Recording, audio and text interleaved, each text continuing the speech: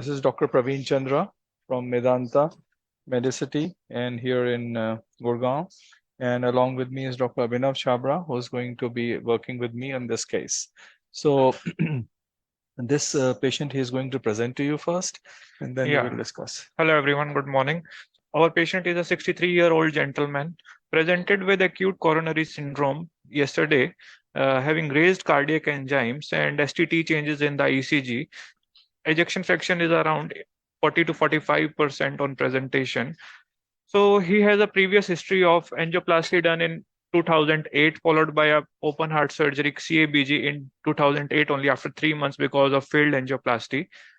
So at that time, RCA was stented and LAD was stented, followed by bypass was done to the ramus, circ, and LAD. RCA was not grafted. So yesterday, when the patient presented, we did the angiogram, which showed LAD having 100% occlusion. The stent is also seen there. Yes, we can see the stent in the proximal LAD. Circumflex is also 100% occluded. You can see the ramus, that capping of the ramus, which is also 100%. It is a large vessel. And so here, what we see here is that there is nothing which we can do really to the native, because these days we have more inclination towards treating the native vessels in a post-CABG patient. Yes, exactly. So what you are showing is that there is all these native vessels are really degenerated. Yes, we will the not. Right is okay. So the right coronary artery, which is having patent stent in the proximal RCA, and distal having some diffuse disease, but it is on to be kept on the medical management. Next. So this is the graft angiogram. Next. So this graft angiogram is showing proximal almost 95% occlusion, which has done that ACS yesterday. It is supplying the ramus intermedius. So we can see it clearly in this view. Proximal having almost 95% stenosis. So this is the lima which is supplying the LAD distally. LAD distally having diffuse this, but we will keep him on medications only for this also. So this graft is supplying, SVG graft is supplying the distal circ, which is also showing almost 80 to 90% stenosis around ulcerated plaque. Yes, distally. Ulcerated plaque. And proximally also it has some disease. 50-60% disease.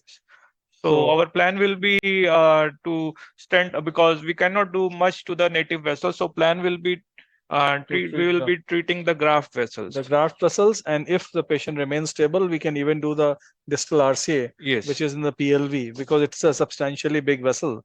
So we might consider that. So we will see how things go. So the first thing is to treat the most culprit lesion first, and that is the one which we have taken a shot, as you can see. So you can see that it's a very tight lesion, and it will be extremely, impossible to put a distal protection device through this tight stenosis. So first we'll have to treat this by some method, like either a balloon dilatation or a laser. And so we have chosen the laser because the chances of distal embolization will be lesser, and hopefully we will be able to get a good outcome here. And then followed by that, we will see whether we still want to put a distal protection or just put a stent straight away.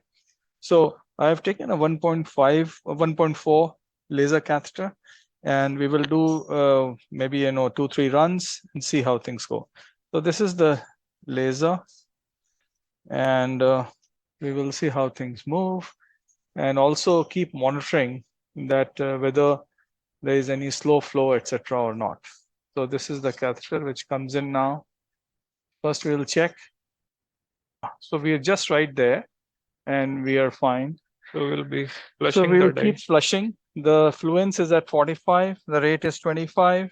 And okay. So he is flushing it with saline. Flush on. Yeah. Okay. Okay. So you saw that, we were able to cross it very quickly. And because it is although it was tight stenosis, but really not long at all. So we'll do 1 or 2 more runs. Check. Okay. So we'll check. Let's check it. Yeah, looks better. There is no incidence of slow flow here.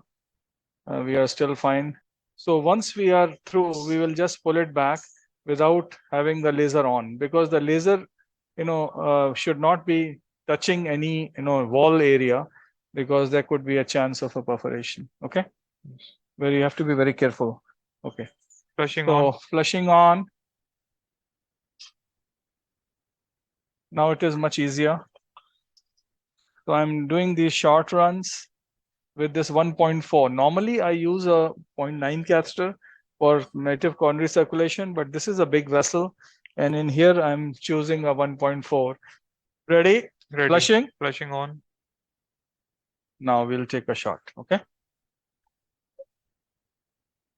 Oh, that's nice. So slow flow is not apparent here. And I think at this stage, we can do a IVUS also to see what is the size of this vein graft. Now you can see the IVUS that, we have disease, which is quite a bulky plaque out here. Tell the measurements, please. Yeah. So this is the length. So with this also we can, assess the length of the stent which we are going to use. So here I can see that it could well be a 33. Yeah. So distally it is 3.5 or 3? 3.3. Yeah. So we have, we can use a 3 also. We can use a 3.5. I will prefer to use a 3.5 because I don't want to go to very high pressures. Okay. Give me a 3.5. We have a 3.5 into 32. Yeah. 32. Give me a 32. So we are taking a ISAR Summit, which is a Robicol plus sirolimus eluting stent with no polymer. And so we are specially choosing this device for vein graft, as we still do not know what is the best device for this thing, but maybe without the polymer stent will be better. Okay, fine. So this is a 3.5 into 32. So let's see how it goes. Can you check, please? Yeah, so we are fine. Yes. Okay, check. Okay, I think we are fine. Yes. We are absolutely fine. Go up, please. 1, 2, 3, 4, 5, 6, 7, 8. Okay, so this is a fibrotic lesion here. 9, 10, 11. Okay, so we are at 11 and it's expanding slowly, gradually. Well expanded now. And let's see how it is. So it is now at 11, make it 12. 12. So we generally do a 30 seconds inflation, stop. And as you saw that at 10 seconds, the stent was not dilated. At 30 seconds, it was fully dilated. Deflate, please. Okay, deflate. So we'll give some nitro and maybe some nicorandil. You have nicorandil? Nicorandil. Yeah, the ECG is okay. The hemodynamics are still fine. Okay. And we will give some, what is this? Antigen, nitro.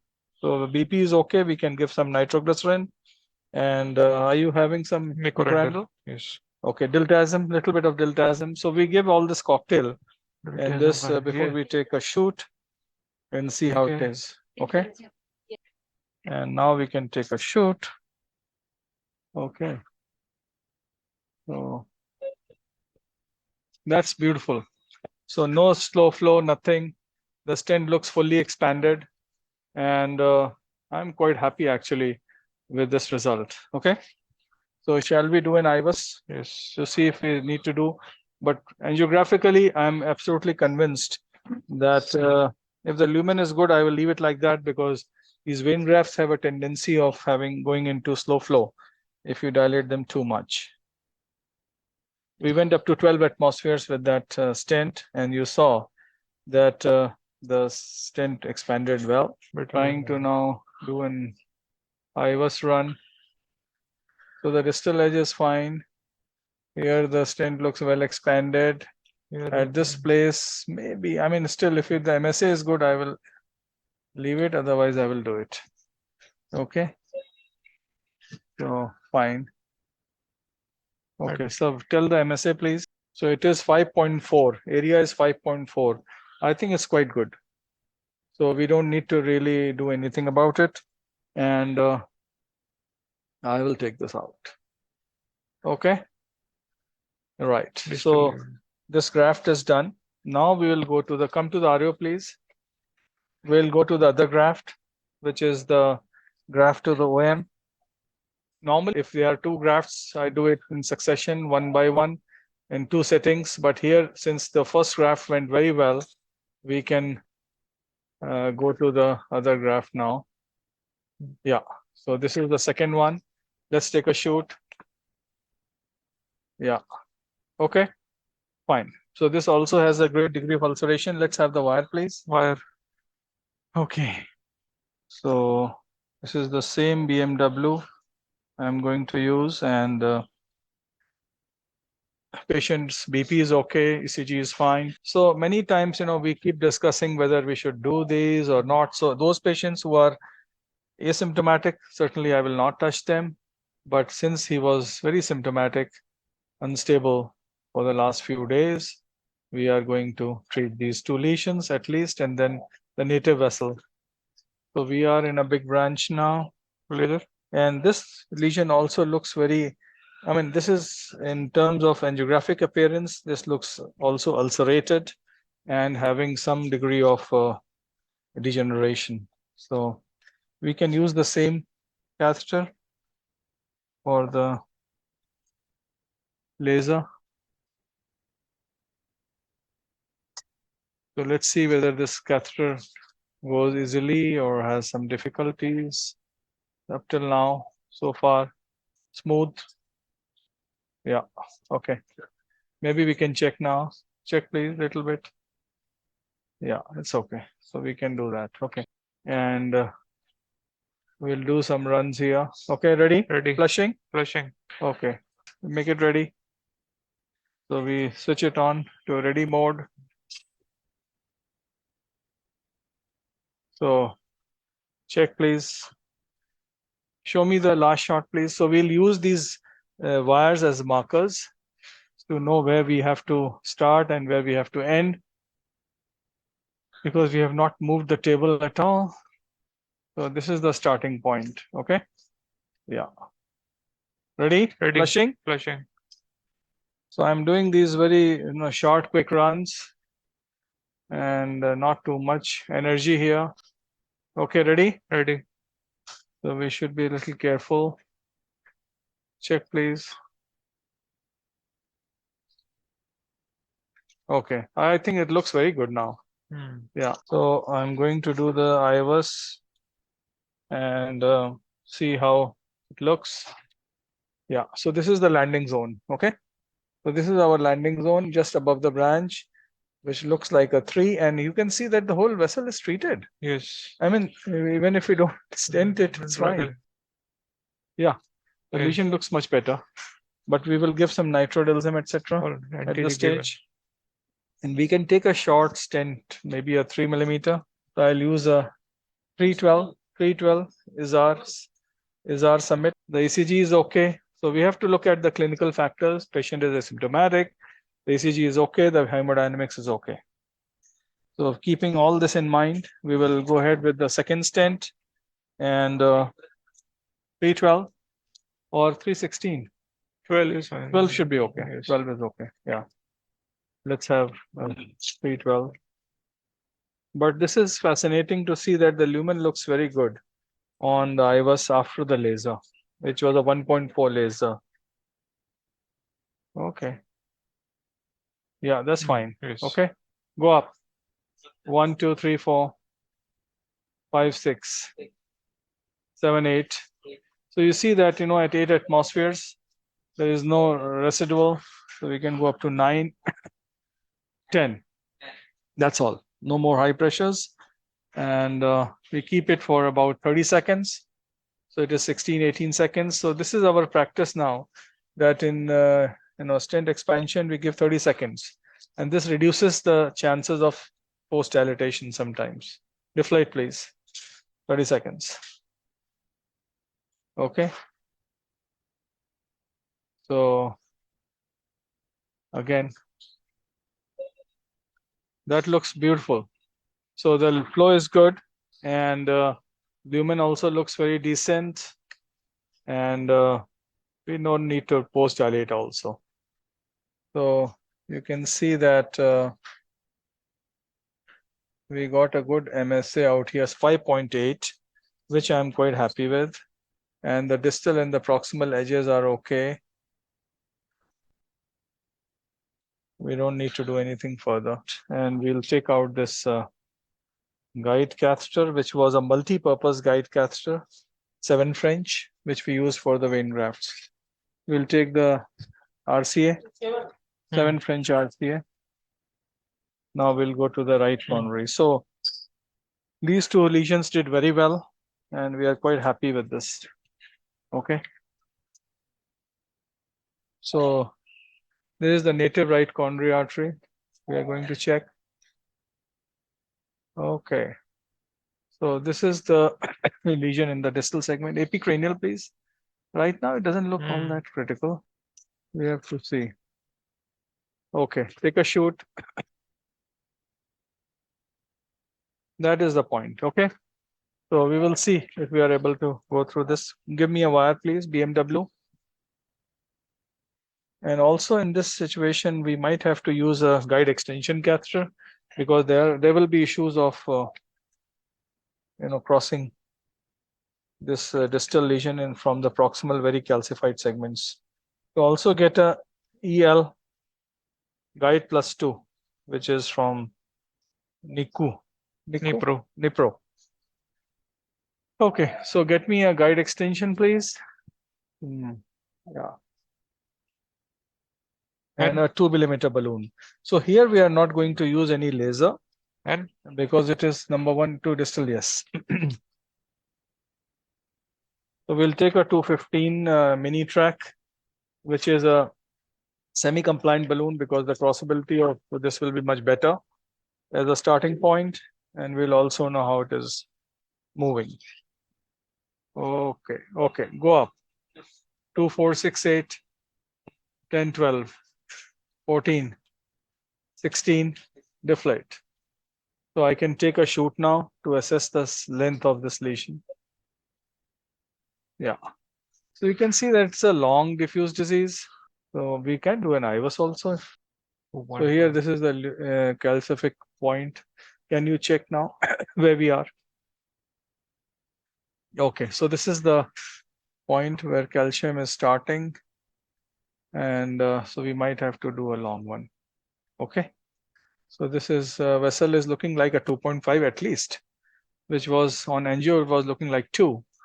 And all of this is diseased. Okay. So I'm going gradually inside, and we can do a check shoot to see how long the stent has to be. So this is a good measure. So we can take a 2.5 into length is 32. So minimum we need a 36. So we'll take a 2.5 into 38. This is alpine, Zine's alpine, and see how it moves. Okay, now I will push the guide liner, slide inside slowly, gradually, so that we have a good support and the stent goes in easily. Go to, okay, fine. Check, please. This looks fine to me. A little bit distal we can go. So it is just right size. Go up a little bit again. Pull it back a little bit. Okay, yeah, go up, please. 1, 2, 3, 4, 5, 6, 7, 8, 9, 10, 12. Okay, fine. So looks good. Maybe we'll have to do some more dilatations. Deflate, please. We can check now. Check now, please. Yeah, this looks very good. So we can do a post dilatation. Give me a 2.75 into 12 high pressure NC balloon. Yes. So we'll do the post dilatation and see how things go. Okay. So I'll use the same balloon for the dilatation of the proximal and the distal part of the stent. Distally, we'll go with the lesser pressures. Okay. So the guide liner is inside, which is our guide extension catheter. And now you can see that the balloon moved so easily inside. So our stent is very much, the balloon is inside the stent. And now I can pull back the guide extension. Okay. So you can see on this image that we are quite inside. Show me the star. That's right. The stent boost. Okay, go up, please. 1, 2, 3, 4, 5, 6, 7, 8, 9, 10. Okay. I cannot go too much on this. We'll wait for a few seconds. It is expanding. So we must give some time for the balloon to expand the lesion. And you see that it is very well expanded now. Okay, deflate. So these fibrotic lesions sometimes take their own time to expand. Deflate. So proximally, as you saw, that there was a calcific ring there, which we are going to break. Deflate. And I'll go to higher pressures in the proximal segment of the stent. So we can take a check shoot. Looks nice. So to me, it looks good. Now look at the IVUS. There is some plaque here. Yeah, now the stent is quite good. Well expanded. There is no distal dissection.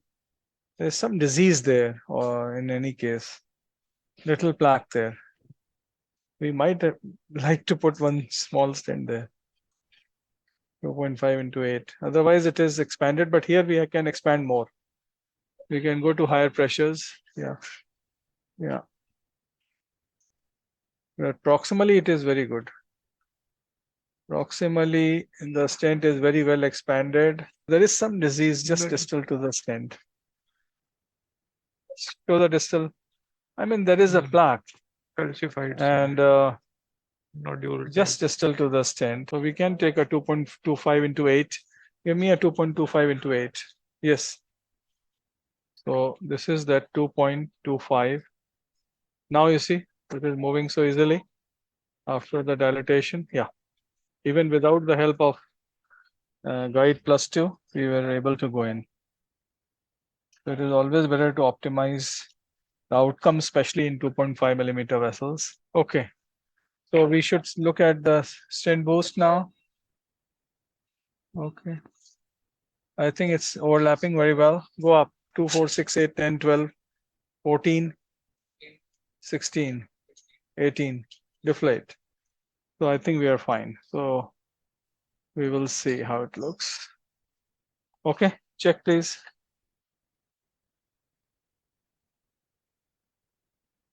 This looks fine. I think to me, we are absolutely okay now. So with this, I think we are at the end of this long procedure with 3 vessels done. And as you know, it is very clear now that with these kind of situations, using laser was quite useful in a tight lesion where you cannot put a distal protection up front. Let's take a final shot. Okay. Final shot. Yeah, that's nice. Okay. So I'm taking everything out. Yeah. Okay. So doing a laser up front in a very tight stenosis of a vein graft, if you have to do it, is a good idea. And because you cannot put a distal protection, and then if you do a balloon dilatation, there is a higher chance of distal embolization and slow flow, etc. So that is why it is helpful. And then, of course, in degenerated vein grafts, we have seen quite good outcomes in this. The patient's pressure is good, his ECG is stable, and he is absolutely stable. So we will now stop here. Thank you very much for your